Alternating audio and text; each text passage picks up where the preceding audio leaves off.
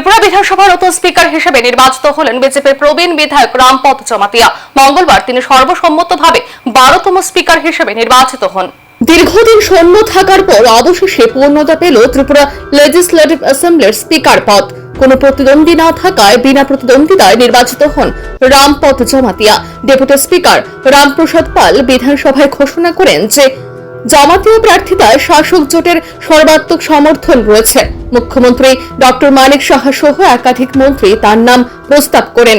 এছাড়াও সমর্থন জানান উন্মেশ দেববর্মা, তেপরা মথা পার্টি, শুক্লাচরণ নোয়াতিয়া আইপিএফটি।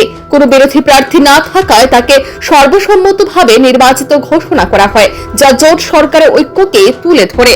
গত 26শে ডিসেম্বর 2025-এ প্রাক্তন স্পিকার বিশ্ববন্ধু সেনের আকস্মিক প্রয়াণে এই পদ শূন্য হয়ে পড়ে। গত 3 মাস ধরে ডেপুটি স্পিকারই বিধানসভার কার্যক্রম পরিচালনা করছিলেন। নির্বাচনের পর প্রচলিত সংসদীয় রীতি অনুযায়ী রামপদ জমাতিয়াকে স্পিকারের আসনে পৌঁছে দেন মুখ্যমন্ত্রী ডক্টর মানিক সাহা। তিনি শুক্লাচরণ নোয়াতিয়া, টিএমপি নেতা রঞ্জিত দেববর্মা, কংগ্রেস বিধায়ক ব্রজেশ সিনহা এবং chief whip Kalyani Roy. Deputy speaker Ramprasad পাল নবনির্বাচিত স্পিকারকে স্বাগত জানিয়ে আশা প্রকাশ করেন তার অভিজ্ঞতায় বিধানসভার কাজকর্ম আরো সুষ্ঠুভাবে পরিচালিত হবে।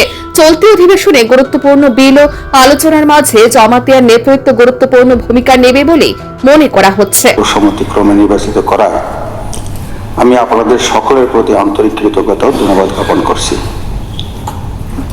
আমি সম্পূর্ণভাবে অবগত যে ভারতীয় সংবিধানের অনুচ্ছেদ অনুযায়ী পরিচালিত এই গণতান্ত্রিক ব্যবস্থায় বিধানসভার অধ্যক্ষ পদটি অত্যন্ত মর্যাদাপূর্ণ, গুরুত্বপূর্ণ এবং দায়িত্বপূর্ণ।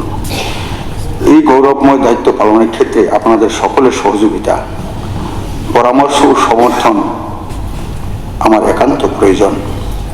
আমি বিশ্বাস করি আপনাদের সম্মিলিত সহযোগিতা ও সহমর্মিতার মাধ্যমে এই গুরু দায়িত্ব যথাযথভাবে পালন করতে সক্ষম হব।